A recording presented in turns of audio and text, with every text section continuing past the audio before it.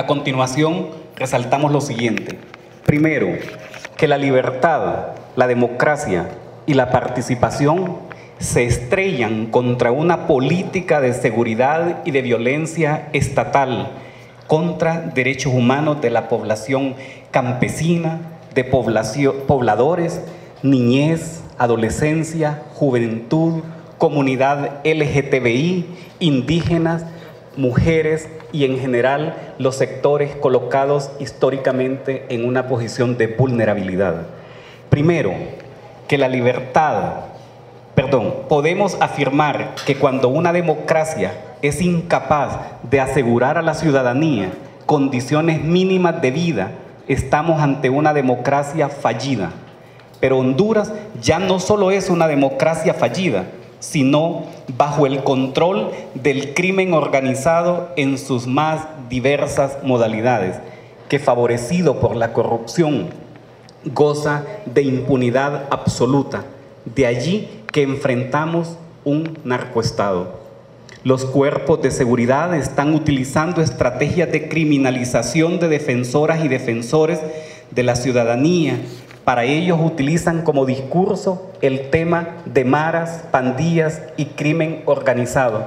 Mientras tanto, protegen a las estructuras criminales del más alto nivel.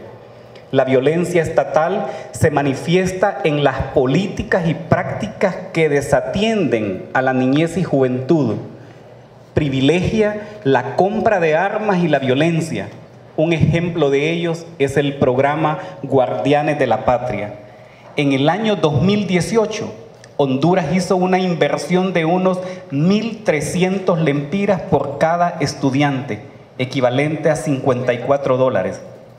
Los países de América Latina invirtieron alrededor de $600 por cada estudiante.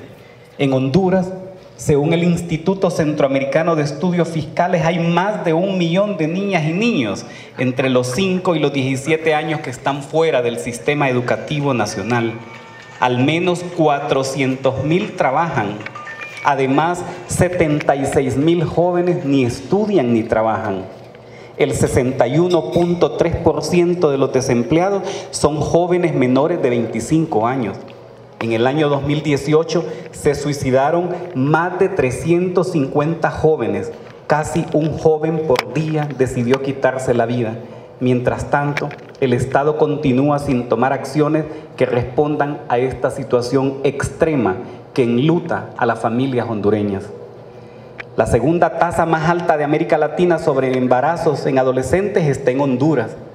En el año 2018 hubo 120,000 adolescentes hondureñas embarazadas, cuyas edades oscilan entre los 15 y los 18 años, según la última encuesta nacional de demografía y salud. La tasa promedio de embarazos adolescentes es de 44 por cada 1.000 a nivel mundial. Honduras se ubica en el segundo puesto más alto con 103 embarazos de adolescentes. La violencia estatal en contra de las mujeres es uno de los instrumentos de odio que más vida arranca y que más tragedia provoca en la sociedad. 6 de cada 10 denuncias del país son por violencia doméstica contra mujeres.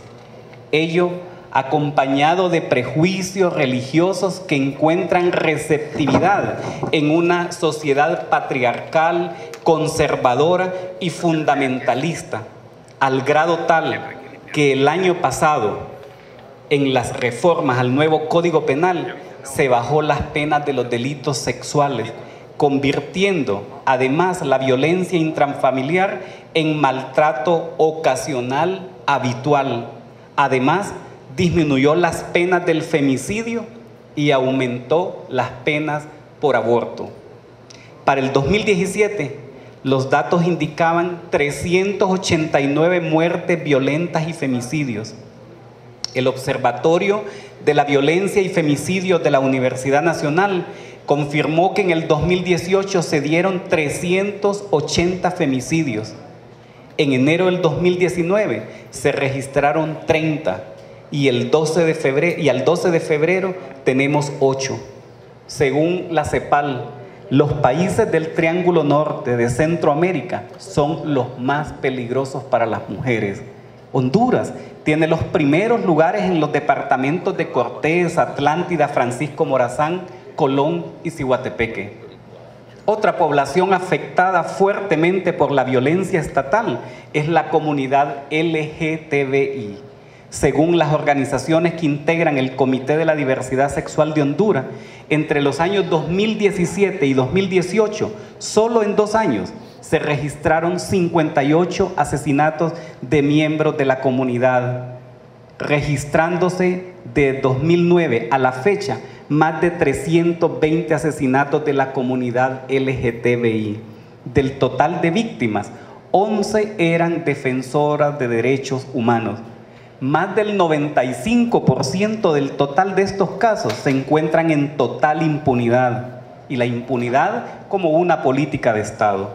Por otro lado, los LGTBI están frente a un gobierno con poca voluntad política de crear leyes y políticas públicas que aborden integralmente la situación en que se encuentran como colectivo en el país. Por el contrario, Honduras cuenta con un marco legal discriminatorio y poco amigable a sus derechos. El sistema de justicia y seguridad privilegia la dimensión represiva. La dimensión preventiva la tienen de segunda categoría, cuando debe ser la primera. Pero las dimensiones de rehabilitación y reinserción son marginales, con gobiernos que condenan a la gente a la marginalidad. La gente está destinada a ser criminalizada, aunque no ejecuten ningún acto criminal, puesto que defender su propio derecho será considerado un delito. En esa condena social se les olvida que la mayoría son personas privadas de libertad. Un día tendrán que reintegrarse a la sociedad. La crueldad en las cárceles se manifiesta en el hacinamiento. 20.653 personas privadas de libertad en los 28 establecimientos en condiciones infrahumanas.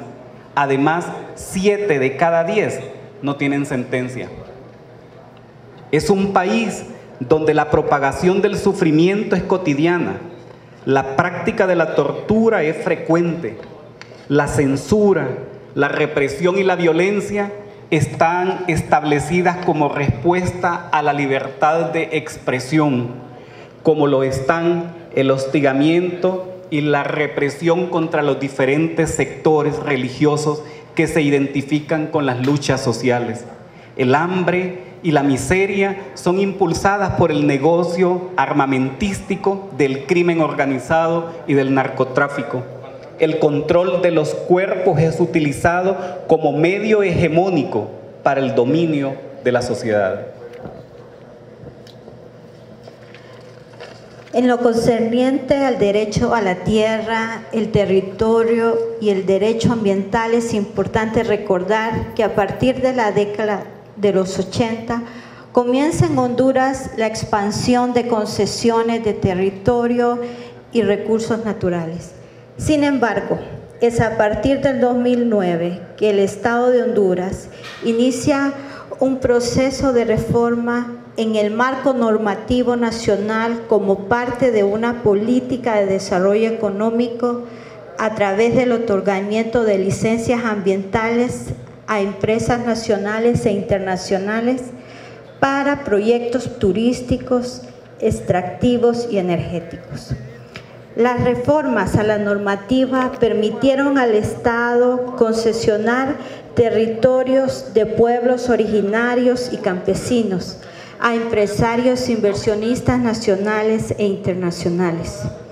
No hay que olvidar que la reelección, evidentemente inconstitucional, garantiza a los grandes empresarios, corporaciones y transnacionales la continuidad de las políticas de privatizaciones de la infraestructura vial, puertos, aeropuertos, carreteras, servicios públicos como escuelas, universidades, hospitales, agua potable, electricidad y concesiones de territorios para la generación de energía hidroeléctrica, solar, eólica, geotérmica, monocultivos de exportación, palma aceitera, caña de azúcar, melones, sandías, ocra, bananos, minería, turismo y megaproyectos como hidroeléctricas, Patuca 2 y Patuca 3, dragado del puerto Enecán, entre otros.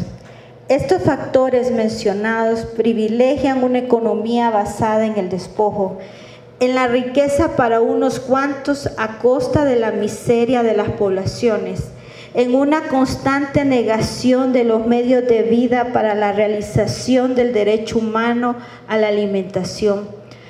Por ello, la defensa de la tierra, el territorio y el ambiente en Honduras se ha convertido en una de las tareas más peligrosas en el mundo, que se paga con la muerte.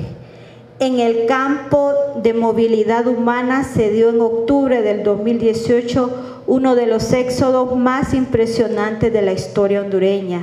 Este fue el inicio de otras caravanas que se darían, producto de la desesperación y la desesperanza que campea en el país y obligados por la violencia y la pobreza. El 12 de octubre del año 2018, como muestra de la profunda crisis que vive Honduras, partió la primera caravana de migrantes, originada principalmente por el miedo y el hambre. Miles de personas abandonaron sus comunidades y caminaron junto al viacrucis migrante que derrama sangre, sudor y lágrimas por donde pasa. El gobierno atacó a los migrantes con campañas de desprestigio y no acompañó ni acompaña efectivamente a esta población que sigue en una situación de crisis humanitaria. La dictadura empuja al periodismo independiente, al desplazamiento interno y exilio. La situación de la libertad de expresión en Honduras y el escenario peligroso para el ejercicio del periodismo, siendo los periodistas y comunicadores sociales uno de los sectores encargados de informar a la sociedad de lo que está pasando en el ámbito de los derechos humanos.